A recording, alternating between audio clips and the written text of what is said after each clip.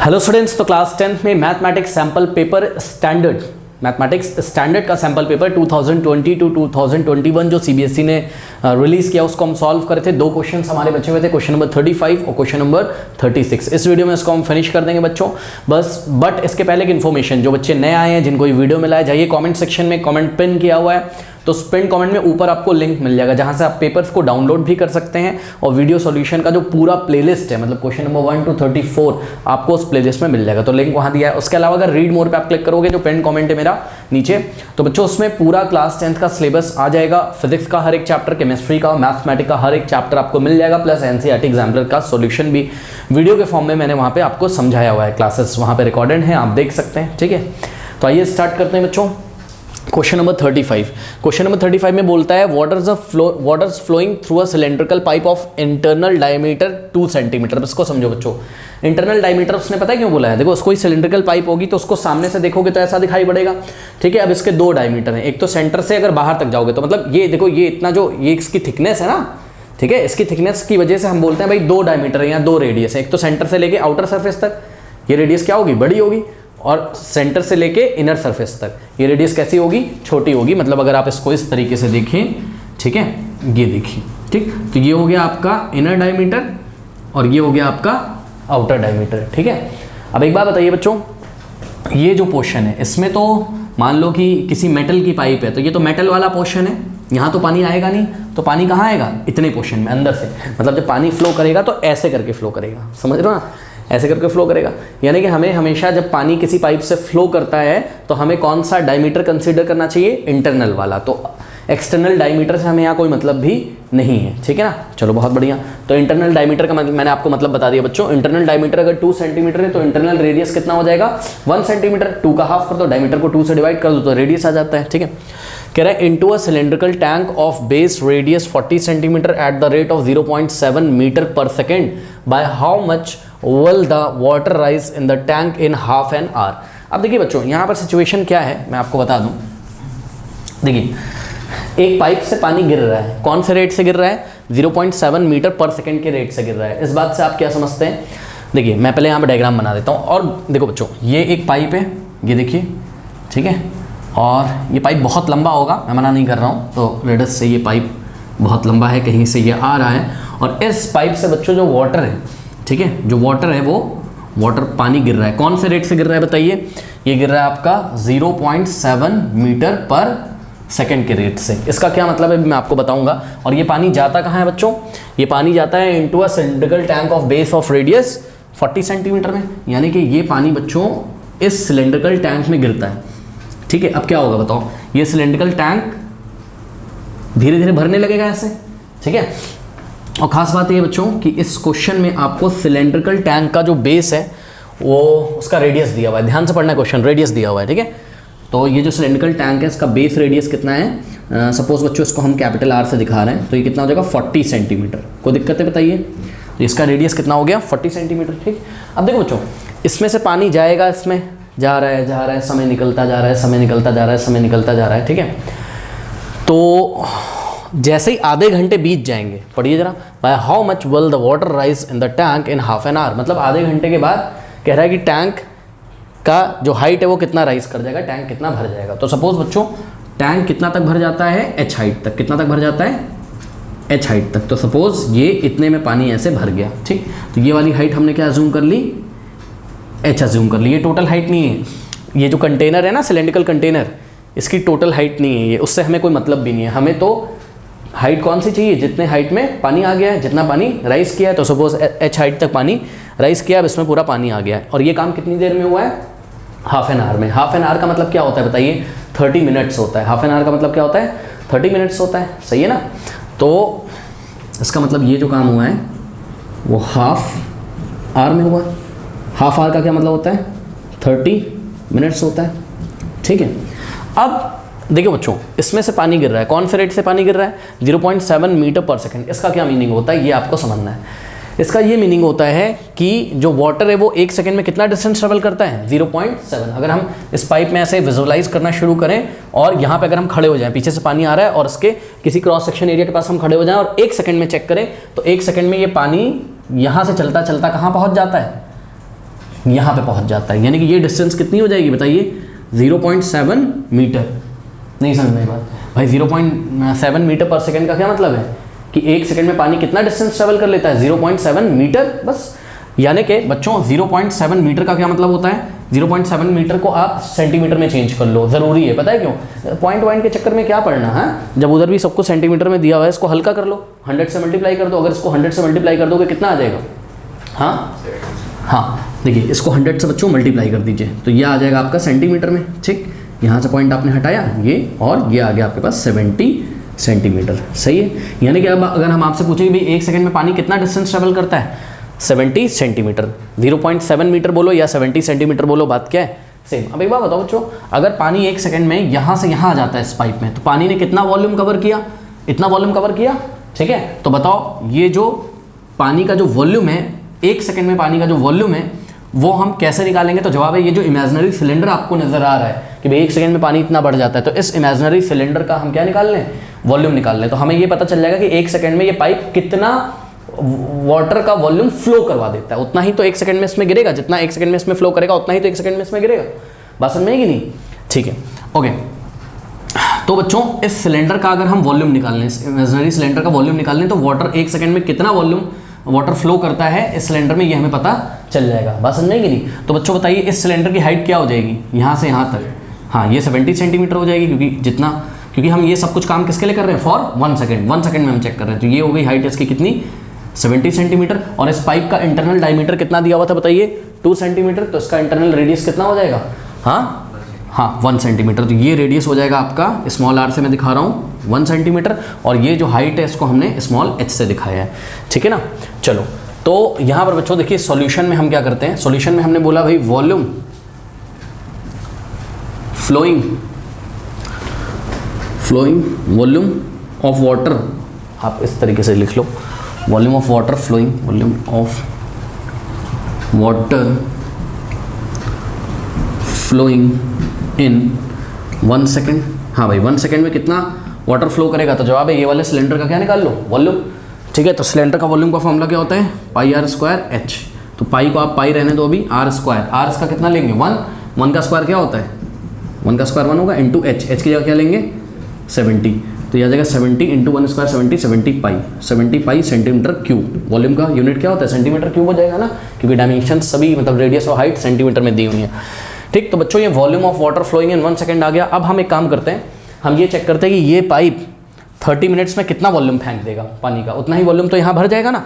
ठीक है ना, तो 30 मिनट्स का मतलब बच्चों ये होता है कि कितना सेकेंड, 30 मिनट्स का मतलब होता है 30 इंटू 60 सेकेंड। सही है ना, 1 मिनट में कितने सेकेंड होते हैं 60, तो 30 मिनट में कितने हो जाएंगे 30 इंटू 60 सेकेंड्स। ठीक है ना, तो volume of water flowing in 1 second is this. तो हम निकाल सकते हैं क्या, हम निकाल सकते हैं वॉल्यूम ऑफ वाटर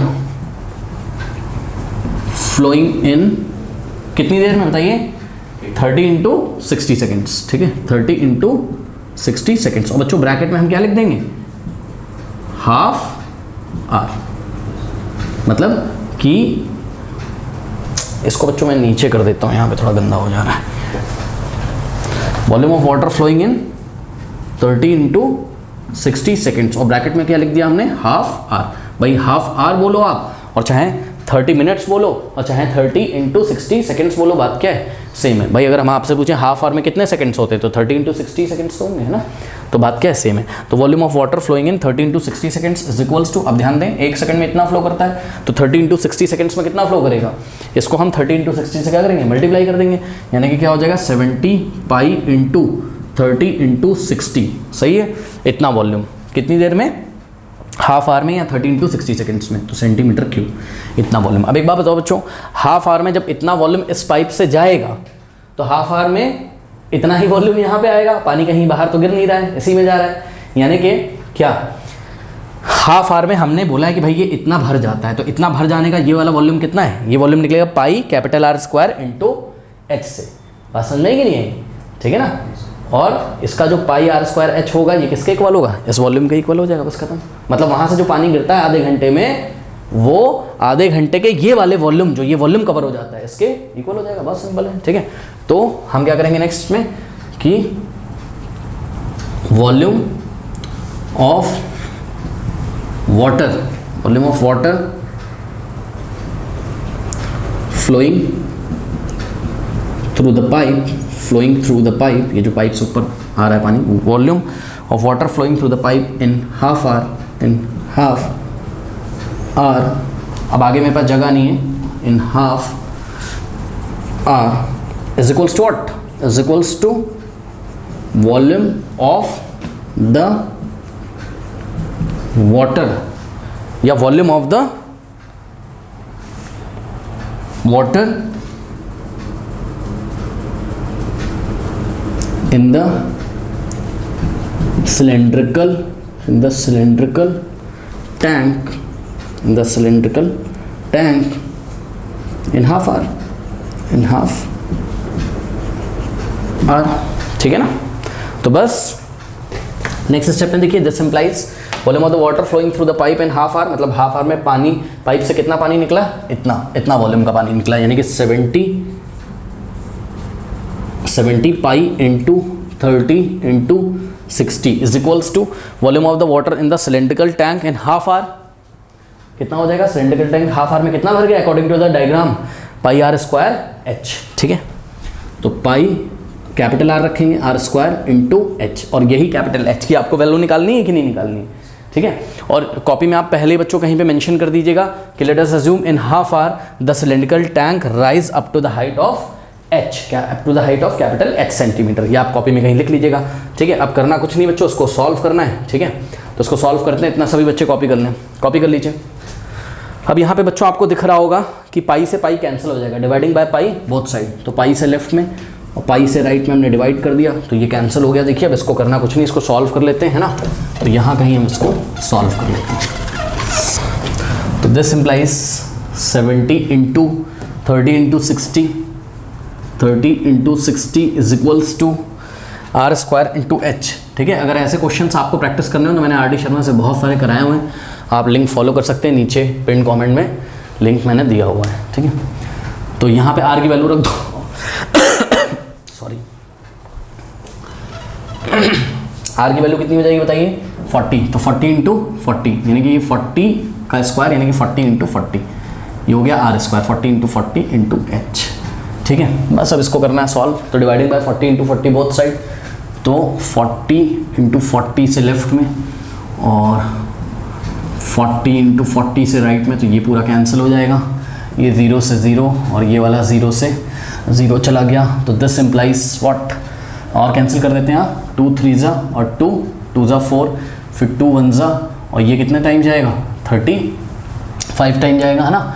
और ये 3 3 जा कितना हो जाएगा, 9, और 9 इंटू 35 अपॉन में 4, तो 35 इंटू 9 अपॉन में 4 is equals to what, H, या फिर H is equals to this, ऐसे भी बोल सकते हैं। नाउ क्या करें, 9 को सीधे हम इससे डिवाइड लगा दें ना 4 से मेरे ख्याल से, तो और फिर 35 से मल्टीप्लाई कर दें, ऐसे ही कर लें। हाँ, तो पहले क्या हो जाएगा, ये 2 2 जा 4 और 9 जाएगा कितने टाइम्स, 4.5 टाइम्स, सही है ना। और फिर इसको ले जाएंगे तो कितने टाइम्स जाएगा, इसको भी कर लेते हैं चलो। तो ये 2 1 जा 2 और 35 कितने टाइम जाएगा, 17 दूना 34 35 17.5, 17.5, तो ये हो गया 17.5। तो h कितना आ जाएगा, h आ जाएगा आपका 17.5 को हम लोग को मल्टीप्लाई करना होगा किससे, 4.5 से, है ना। 5 5 से कितना हो जाएगा 25, 2 5 7 जा 35 प्लस 2 37, 3 5 1 जा 5 प्लस 3 8, और इंटू तो 4 5 जा 20 और 2 4 7 जा 28 प्लस 2 30, 3 4 1 जा 4 और प्लस 3 7, ओके। तो ये 5 और 7 और 8 और 7 और ये लास्ट में 1 2 प्लेसेस पे ये पॉइंट लग गया, पीछे से 2 प्लेसेस के बाद पॉइंट लग गया। तो ये कितना आ गया आपका 78.75 क्या सेंटीमीटर, क्योंकि सब कुछ हमने सेंटीमीटर में चेंज कर लिया था, ठीक है ना। तो आप आंसर लिख दीजिएगा कि water will rise up to the height of 78.75 centimetre in 30 minutes या इन हाफ आवर। बताइए कोई डाउट है। हाँ, अब मैं इसमें बच्चों मार्किंग स्कीम डिस्कस नहीं कर रहा हूँ, ठीक है, वो आप पीछे से देख लीजिएगा। सब लैंग्वेज एंग्वेज लिखने के हाफ एंड मार्क्स हैं फाइनली, तो आप पूरा ठीक ही करिएगा तो आपको फुल मार्क्स मिलेंगे, कोई दिक्कत नहीं है। ओके, कर लीजिए। Number 36 last question, a motorboat covers a distance of 16 kilometre up stream and 24 kilometre down stream in 6 hours. मतलब कोई मोटर बोट है बच्चों, वो 16 किलोमीटर अप स्ट्रीम का मतलब अगर पानी ऐसे फ्लो कर रहा है तो पानी के फ्लो करने के जस्ट ऑपोजिट डायरेक्शन में, ठीक है।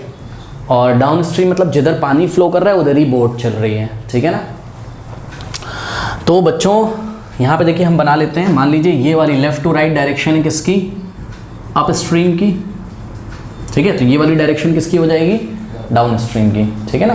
तो केस 1 में देखिए जरा, अच्छा इससे पहले एक बात बता दूं बच्चों, अप स्ट्रीम में क्या होगा बताइए। सबसे पहले तो हम ये अज्यूम करेंगे क्या कि जो स्ट्रीम है उसकी स्पीड कितनी है और जो बोट है उसकी ओरिजिनल स्पीड कितनी है। ओरिजिनल स्पीड का मतलब आप ये समझो कि बोट को अगर हम तालाब में मतलब पॉन्ड में अगर हम बोट को चलाएं, पॉन्ड का पानी शांत होता है, पॉन्ड का पानी मतलब फ्लो नहीं करता है, ठीक है ना।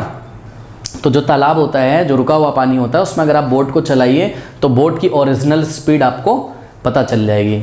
तो इसी बात को हम लोग ऐसे लिखते हैं कि late the speed of the boat in still water. Still water मतलब रुका हुआ पानी, और जब कोई स्ट्रीम होगी, जब वाटर का करंट होगा तो वहाँ पानी रुका नहीं रहता है ना। जब पानी ऐसे फ्लो कर रहा है मान लो, और आप पानी के फ्लो करने की ऑपोजिट डायरेक्शन में अपनी बोट को अगर चला रहे हैं, तो आपकी जो रिजल्टेंट स्पीड आएगी वो कैसी आएगी, कम आएगी। रिजल्टेंट स्पीड कैसी आएगी, कम आएगी, ठीक है। तो मान लीजिए बच्चों कि जो स्पीड ऑफ द करंट है, करंट का मतलब स्ट्रीम, ठीक है, मतलब पानी कितनी स्पीड से फ्लो कर रहा है, वाई से। तो ये दो बातें लिखना जरूरी होता है, हमने क्लास में भी सीखा है। सबसे पहले क्या लिखते हैं, let the speed of the boat in still water be x kilometre per hour and the speed of the current be y kilometre per hour. अब आप खुद अपना दिमाग लगाइए, जो स्ट्रीम है वो ऐसे फ्लो कर रही है, मतलब करंट जो है, पानी का जो फ्लो है वो ऐसे चलता हुआ पानी जो ऐसे, ठीक, और बोट हम ऐसे चला रहे हैं, ठीक। बोट चल रही है कि नहीं चल रही, बताओ, चल रही है ना बोट। ऐसा तो है नहीं कि बोट को धक्का लग जा रहा है और बोट पीछे चली जा रही, बोट चल ही नहीं पा रही, आप स्ट्रीम में चल तो रही है। अगर चल रही है इसका मतलब कि जो बोट की स्पीड है वो थोड़ी सी ज़्यादा ज़रूर रही होगी, किससे, हाँ, स्ट्रीम की स्पीड से। तो ज़्यादा में से किसको घटाएंगे, कम को घटाएंगे। यानी कि अप स्ट्रीम में जब चलेगी बोट तो बोट की स्पीड अब x नहीं रहेगी, कितनी हो जाएगी, x माइनस वाई हो जाएगी, ठीक है। तो हमेशा हम अप स्ट्रीम में किसकी स्पीड में से किसकी स्पीड को माइनस करते हैं, तो जवाब है बोट की स्पीड जो स्टिल वाटर में आप मानते हो, मतलब जो उसकी असली स्पीड है उसमें से हम माइनस करते हैं कितनी, जो स्पीड ऑफ करंट होता है उसको माइनस कर देते हैं। यानी कि जो अप स्ट्रीम में जो स्पीड होगी किसकी, बोट की, वो x ना रह के क्या हो जाएगी, x माइनस वाई। आप इसको इस तरीके से समझ सकते हैं, मान लीजिए 5 किलोमीटर पर आवर से पानी फ्लो कर रहा है और आपकी बोट चल रही है कैसे, 30 किलोमीटर पर आवर से, ठीक है। मतलब आपकी बोट चल रही है, मैंने गलत बोला, सॉरी। मान लो आप बोट को स्टिल वाटर में उतार देते हो और बोट की फुल स्पीड है मान लो 30 किलोमीटर पर आवर, कितनी है, हाँ, पॉन्ड में आपने उसको फुल स्पीड से चलाया 30 किलोमीटर पर आवर। लेकिन जब आप उसी को इस स्ट्रीम में ले आओगे तो अब वो 30 किलोमीटर आप फुल स्पीड से भी चलाओगे तो मैक्सिमम स्पीड उसकी 30 किलोमीटर पर आवर है, 30 किलोमीटर पर आवर से नहीं चलेगी वो। अब कितने से चलेगी, 30 माइनस 5 से, क्योंकि ये वाली जो 5 है स्ट्रीम की, ये बोट की 5 को तो कैंसिल कर देगी, तो बोट की अब रिजल्टेंट स्पीड कितनी बच जाएगी, 25। ऐसे सोच सकते हो आप, 5 को कैंसिल कर देगा, ठीक है।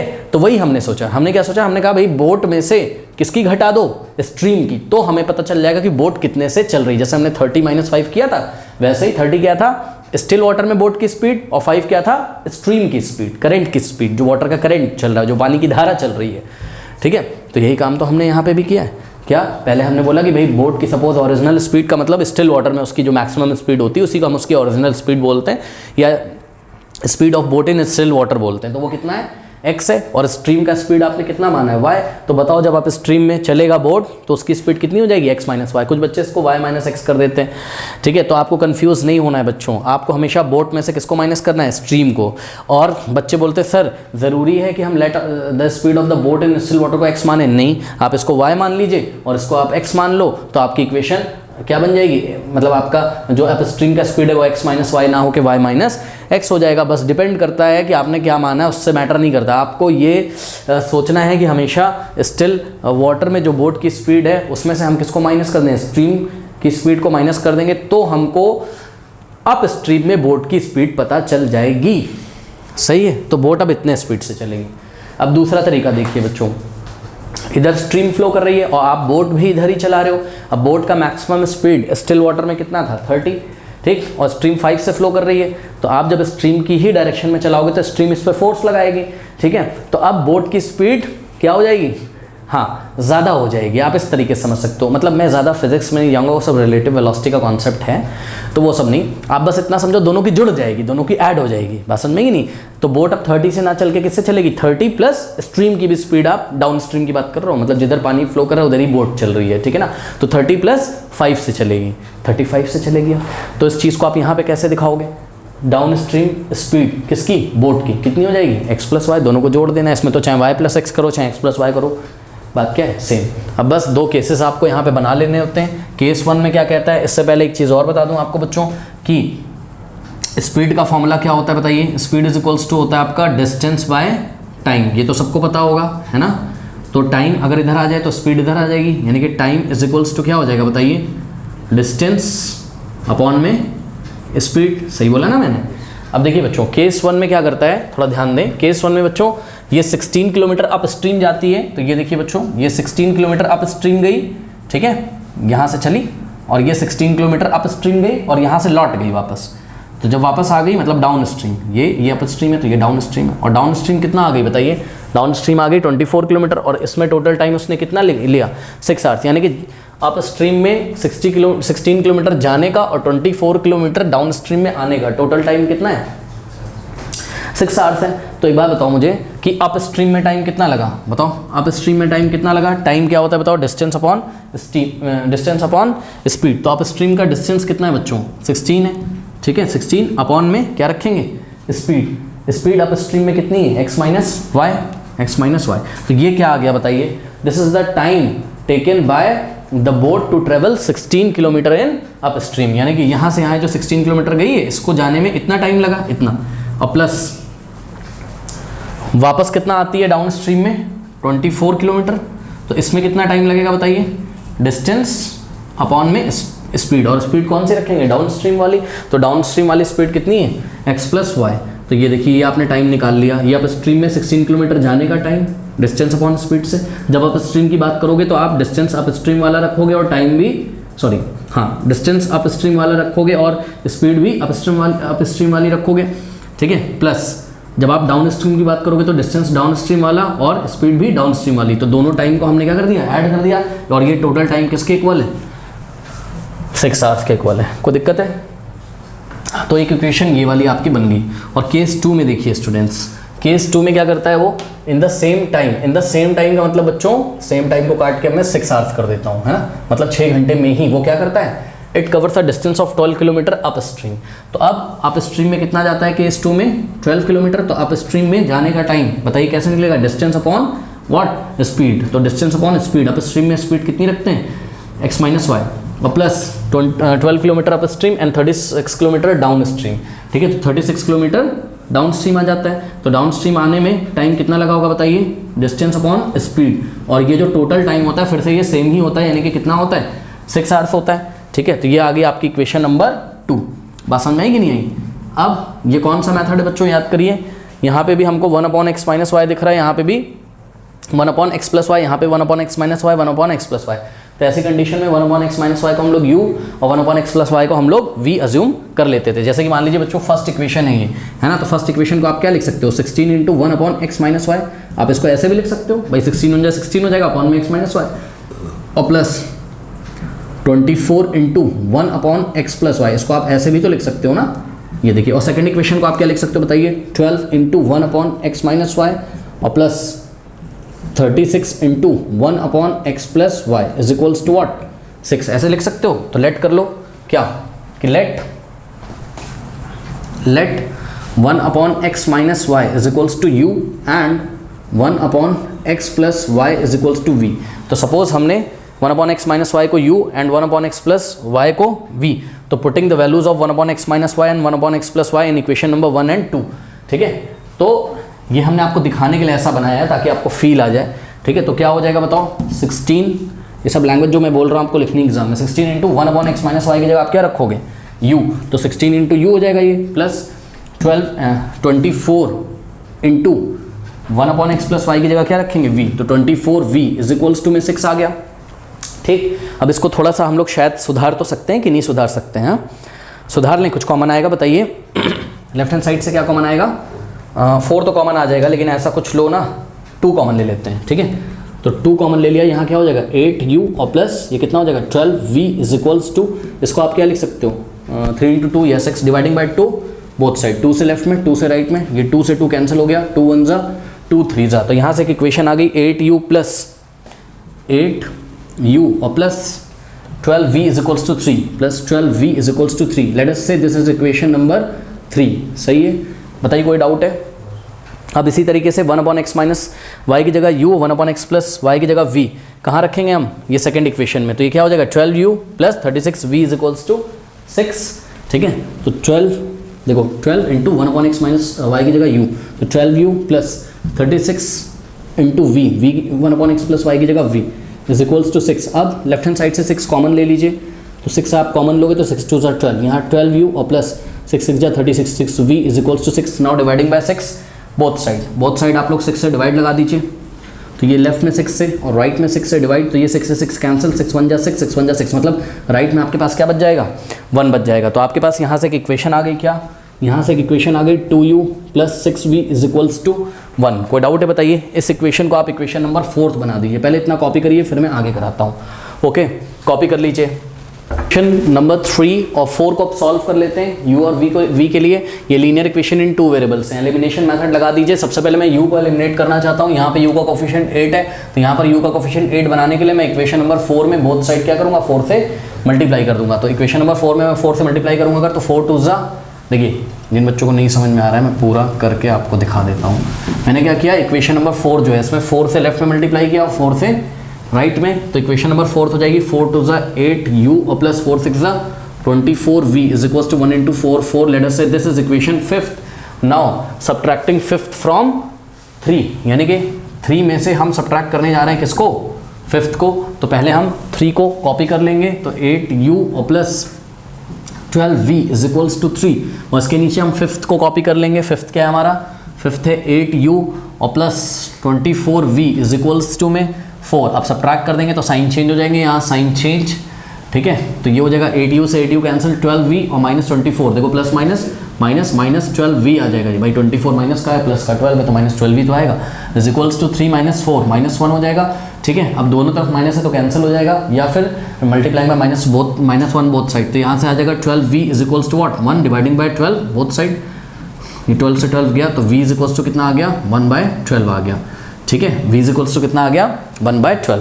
और आपको बच्चों अगर थोड़ा सा याद हो तो आपके पास क्या था बताइए, आपके पास था 1/x माइनस वाई को आपने क्या अज्यूम किया था u, और दूसरी बात थी आपके पास 1/x प्लस वाई को आपने क्या अज्यूम किया था v अज्यूम किया था। ठीक है ना, तो यहाँ से आपके पास एक और इक्वेशन बनती हुई नजर आ जाएगी, देखिए कैसे 1/x plus Y is equals to v की जगह आप क्या रख सकते हैं 1/12। ऐसा हो गया कि नहीं हो गया?